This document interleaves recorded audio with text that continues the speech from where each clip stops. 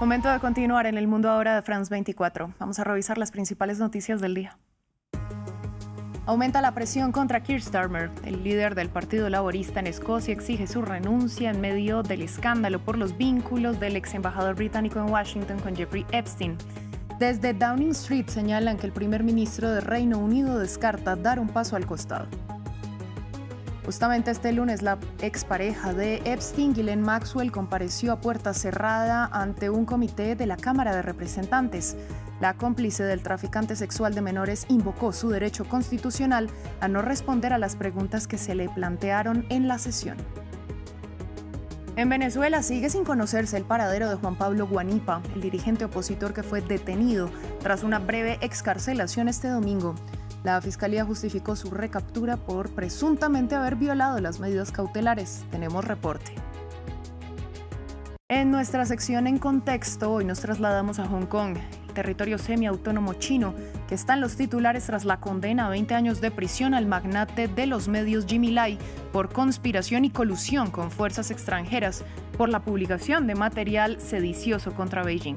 Una decisión que genera la indignación internacional y que cuestiona el estado de la libertad de expresión y de prensa en Hong Kong. Marta Moya nos trae más detalles enseguida.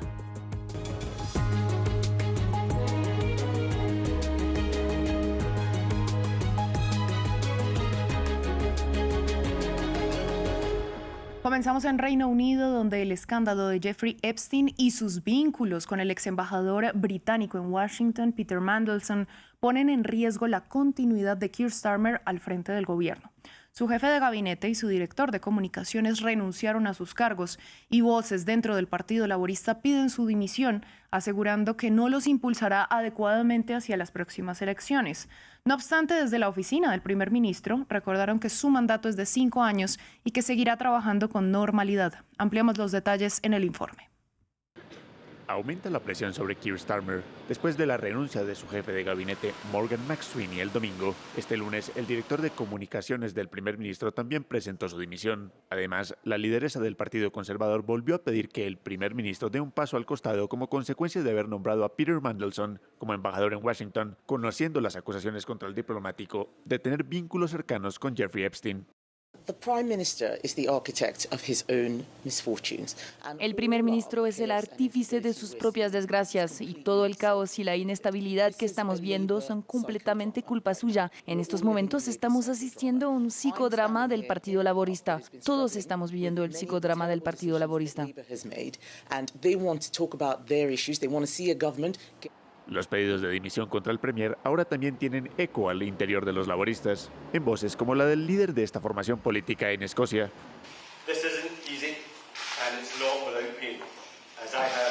No es fácil y no está exento de dolor, ya que tengo una amistad sincera con Keir Starmer, pero mi primera prioridad y mi primera lealtad es hacia mi país, Escocia, y no estoy dispuesto a sacrificar el Servicio Nacional de Salud de Escocia, nuestras escuelas, nuestras comunidades, nuestros pueblos, ciudades, aldeas e islas a una tercera década de gobierno del Partido Nacional Escocés. Por eso hay que acabar con las distracciones y cambiar el liderazgo de Downing Street. Sin embargo, Starmer asegura que no se irá del cargo, argumentando que fue engañado por Mandelson. Este lunes, su portavoz declaró que el jefe de gobierno tiene un mandato popular para permanecer en el poder por 5 años. Asimismo, el ministro de Salud, Wes Streeting, y varios miembros del gabinete salieron en respaldo del primer ministro, aseverando que merece una oportunidad. Entre tanto, en Estados Unidos, la compañera sentimental de Jeffrey Epstein se negó este lunes a responder a las preguntas planteadas por el Comité de Supervisión de la Cámara de Representantes. Como se esperaba, Ghislaine Maxwell, quien compareció virtualmente desde una prisión en Texas, invocó el derecho que le otorga la Quinta Enmienda. Legisladores demócratas calificaron la decisión de la cómplice de Epstein de decepcionante. Además, informaron que la defensa legal de la mujer de 64 años insistió en que la colaboración de Maxwell estaba sujeta a un indulto presidencial. En su declaración le está diciendo a Donald Trump que intenta comprar su clemencia. Afirmó que está invocando su derecho a la Quinta Enmienda debido a una petición de habeas corpus pendiente ante el Distrito Sur de Nueva York. Pero seamos claros, las apelaciones de su caso ya han llegado a la Corte Suprema de los Estados Unidos y han sido denegadas. Ella no saldrá de la cárcel a menos que, por supuesto, Donald Trump compre lo que ella vende.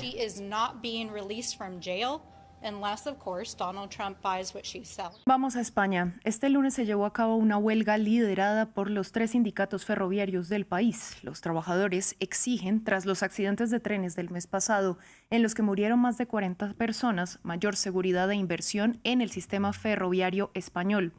Pese a que era un paro de 3 días, los sindicatos anunciaron sin dar detalles que se llegó a un acuerdo para levantar la huelga este martes. Hugo Caro Jiménez tiene los detalles. Confusión, demoras y cancelaciones. Este fue el panorama de este lunes en España por la huelga ferroviaria.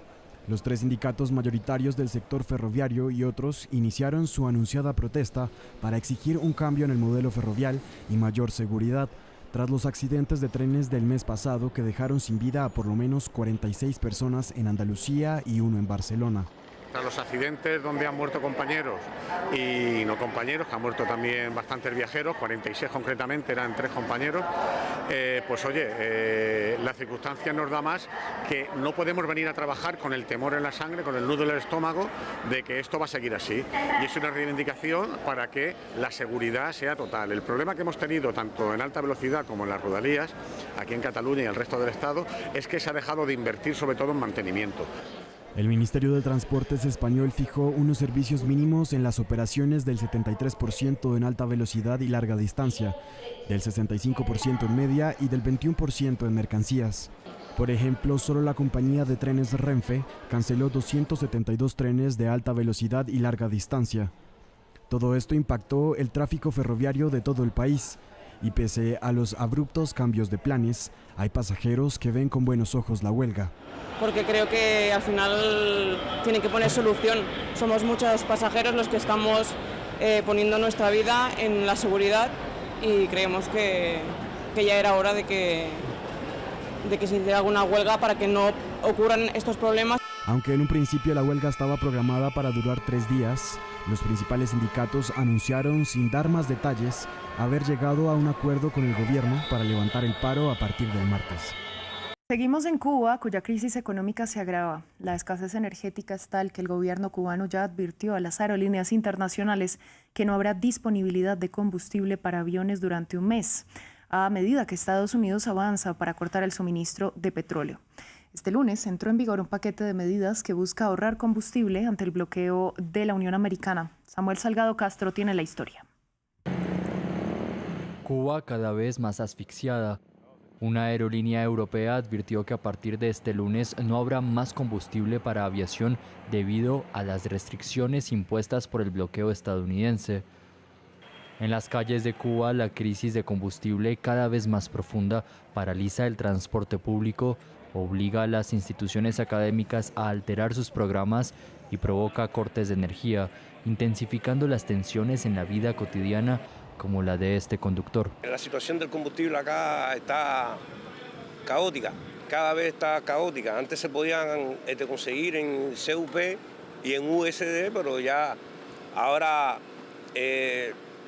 también por la aplicación del ticket ya también se ha reducido. Semana laboral de 4 días, teletrabajo, restricciones en la venta de combustible, cierre de hoteles. El gobierno cubano ha anunciado un paquete de medidas para hacer frente a la crisis energética, pero para expertos en economía, el gobierno cubano se verá forzado a ceder ante Estados Unidos.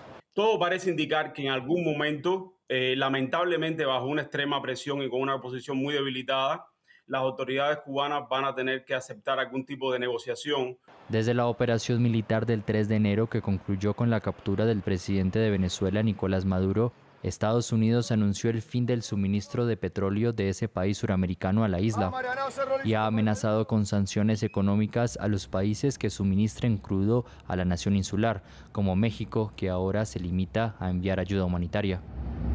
Es que justamente la presidenta de México volvió a criticar la medida impuesta por Estados Unidos. Para Claudia Sheinbaum, es injusto que Washington amenace con imponer aranceles a quienes suministren petróleo a Cuba. La mandataria agregó que por el momento está detenida la entrega de crudo a la isla e insistió en el envío de ayuda humanitaria. Nadie puede ser omiso a la situación que está viviendo en este momento el pueblo de Cuba, por las sanciones que se están imponiendo a cualquier país que envíe petróleo por parte de Estados Unidos de una manera muy injusta. Entonces vamos a ayudar al pueblo de Cuba como siempre se ha ayudado en cualquier momento a pueblos que lo necesitan. Esa es la esencia del pueblo de México, la fraternidad, el apoyo. Vamos a Venezuela y es que aún es desconocido el paradero de Juan Pablo Guanipa, el líder opositor venezolano que fue recapturado por las autoridades tras un breve periodo de excarcelación. La Fiscalía señaló que la detención se da por el supuesto incumplimiento de las medidas cautelares, pues Guanipa visitó a familiares de otros considerados presos políticos y entregó declaraciones a la prensa. La ampliación con nuestra corresponsal en Caracas, Daniela Zambrano. Podemos informar lo que dijo su hijo más temprano, que desconocían su paradero, que no fue notificada a la familia sobre esta medida cautelar que le habría sido revocado la libertad por una medida sustitutiva de casa por cárcel. Decía su hijo ante los medios de comunicación que ellos no habían sido notificados, que le estuviera siendo trasladado a Maracaibo, estado Zulia, donde es su residencia. Además decía que él no había violado ninguna de las medidas sustitutivas de libertad que le impuso el tribunal. Mostró la boleta de excarcelación que decía que tenía prohibición de salida del país y presentación ante los tribunales cada 30 días. Sin embargo, lo que hizo el dirigente opositor Juan Pablo Guanipa tras recuperar su libertad fue recorrer distintos centros de penitenciarios, acompañar a familiares de presos políticos, acudir a una plaza y condenar lo que a su juicio han sido violaciones a derechos humanos y asegurar que sí, que está dispuesto a una transición, pero con la verdad por delante, una ley de amnistía, pero con una libertad plena para los detenidos. Luego de que él diera estas declaraciones, que hiciera una caravana por toda Caracas en la que lo siguieron ciudadanos, gente de la sociedad civil, también otros dirigentes políticos como Jesús Armas, que fue liberado el día de ayer.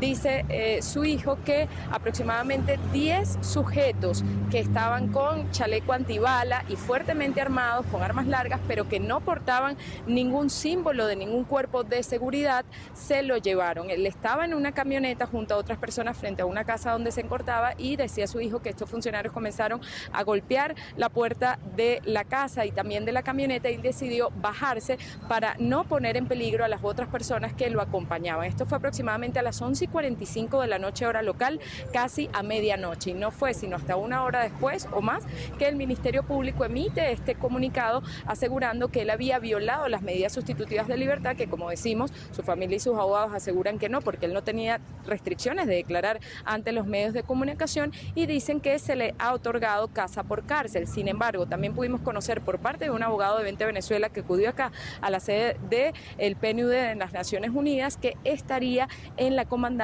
policial de Mari Pérez, esto en Caracas, perteneciente a la Policía Nacional Bolivariana. Es la información que se tiene de Juan Pablo Guanipa hasta el momento. Continuamos con En Contexto.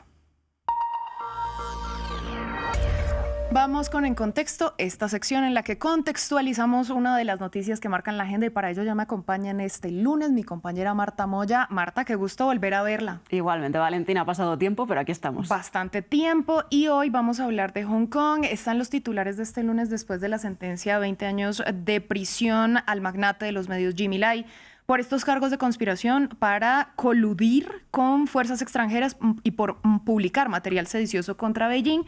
Pero para ponernos precisamente en contexto, ¿quién es Jimmy Lai y por qué es importante su caso? Bien, Valentina, pues Jimmy Lai es un empresario de medios de comunicación y empresario que emigró a Hong Kong a los 12 años. Ahora tiene 78. Se hizo muy popular en la década de los 80 cuando creó su propia marca de ropa y en los 90 cuando fundó el periódico Apple Daily, que pronto se convirtió en el diario de mayor circulación de Hong Kong, especialmente con fuertes críticas al gobierno chino. Jimmy Lai, a raíz de la masacre de Tiananmen en China, se transformó en un activista pro-democracia. Financió movimientos y campañas opositoras y usó sus medios de comunicación para hacer esta campaña contra el Partido Comunista Chino, al punto que en 2020 fue detenido y catalogado como enemigo público para Beijing. Hoy, después de una pugna judicial de un lustro, ha sido, como decías, Valentina, condenado a 20 años de cárcel, que con su edad de facto es una condena a muerte. Así defendía el fallo judicial el gobierno de Xi Jinping y sus aliados en Hong Kong.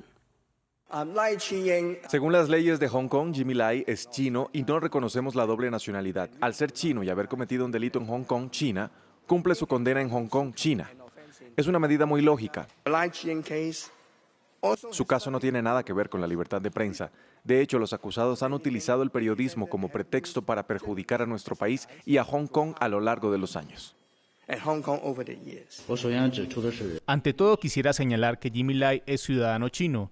Jimmy Lai es uno de los participantes de una serie de actividades antichinas que han buscado desestabilizar Hong Kong. Sus acciones han desafiado seriamente los principios fundamentales de un país dos sistemas, han puesto en grave peligro la seguridad nacional y han perjudicado gravemente la prosperidad, la estabilidad y el bienestar de Hong Kong, por lo que merece ser severamente castigado conforme a la ley. Marta, entre las autoridades chinas hay consenso a favor de esta sentencia, pero en la comunidad internacional el consenso va en la otra dirección. Efectivamente, hay que decir que junto a Jimmy Lai han sido condenados otros 6 exaltos perfiles del periódico Apple Daily, apenas que van desde 6 a 10 años de prisión. Una sentencia que han rechazado desde Estados Unidos, Australia, Reino Unido, la Unión Europea o Japón, así como otras organizaciones de derechos humanos, por considerar que el fallo es una prueba más de cómo el gobierno de Xi Jinping utiliza todos sus poderes para silenciar a la oposición. Escuchemos. Nos preocupa seriamente el impacto que este caso tendrá en las libertades que han constituido la base del desarrollo democrático y estable de Hong Kong, incluida la libertad de expresión y la libertad de asociación y reunión. Claramente se trata de una sentencia cruel e injusta que llega al final de un juicio cruel e injusto. El único delito de Jimmy Lai es defender los derechos básicos y universales, incluido el derecho a la libertad de expresión. Basic and universal rights, including the right to freedom of expression.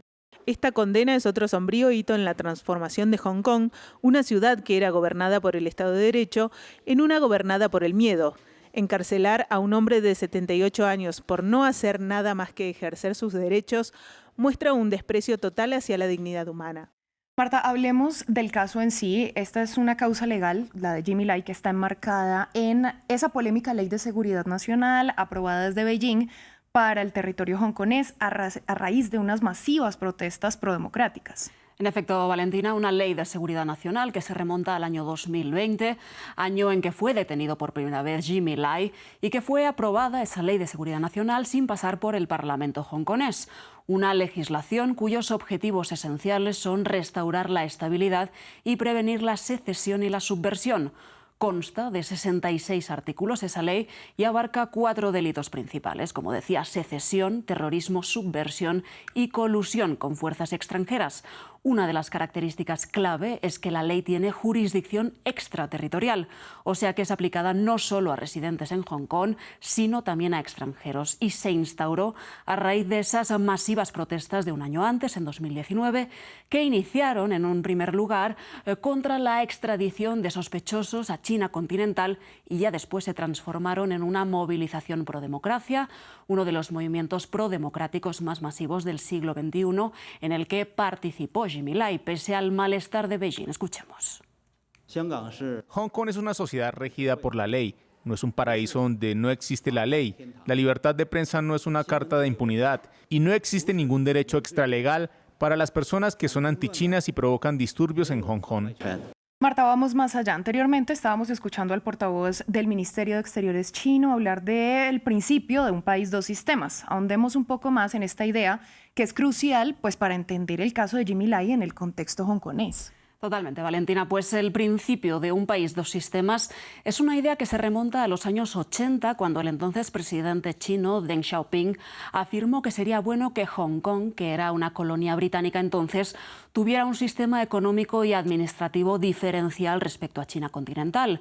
En 1997, Hong Kong se independiza de la colonia británica y bajo una declaración conjunta sino-británica se conforma este principio con una validez de 50 años, o sea que expira en el año 2047. Hong Kong entonces mantuvo su propio sistema, moneda, política fiscal y economía capitalista, y China continental controla, eso sí, la defensa y las relaciones exteriores.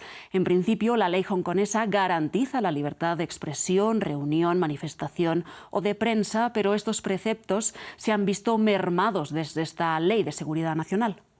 Y bueno, por otra parte está la erosión de las libertades fundamentales en este territorio semiautónomo chino, que pone de relieve una una libertad de prensa cada vez más erosionada o más posicionada por el contrario en el mundo, según los indicadores internacionales. En efecto, Valentina, a raíz de esta Ley de Seguridad Nacional de 2020, los indicadores muestran que la libertad de prensa en Hong Kong ha caído en picado. En 2025, Reporteros Sin Fronteras, que calificó al territorio anteriormente como un baluarte de la libertad de prensa, ahora pone a Hong Kong en el puesto 140 de 180 países, con 8 periodistas actualmente detenidos, entre ellos Jimmy Lai, una situación marcada especialmente por el cierre de medios independientes como el Apple Daily, que junto a otros cierres más pequeños generaron el despido de más de 800 periodistas en los últimos años. Y por último, Marta, ¿qué podemos entonces esperar que ocurra con Jimmy Lai? ¿Hay margen para que eventualmente se revierta esta condena? Bien, Valentina, pues el campo de la especulación es un poco peligroso. Ahora mismo Jimmy Lai tiene una condena en firme, aunque algunos expertos señalan que la única salida para él sería ser exiliado en otro país por razones médicas, ya que Lai tiene, además de 78 años, enfermedades como diabetes e hipertensión. También países occidentales están presionando por su liberación, incluso Donald Trump. Me siento muy mal. Hablé con el presidente Xi al respecto y le pedí que considerara su liberación. No se encuentra bien. Es un hombre mayor y no se encuentra bien. Así que le hice esta petición. Veremos qué pasa.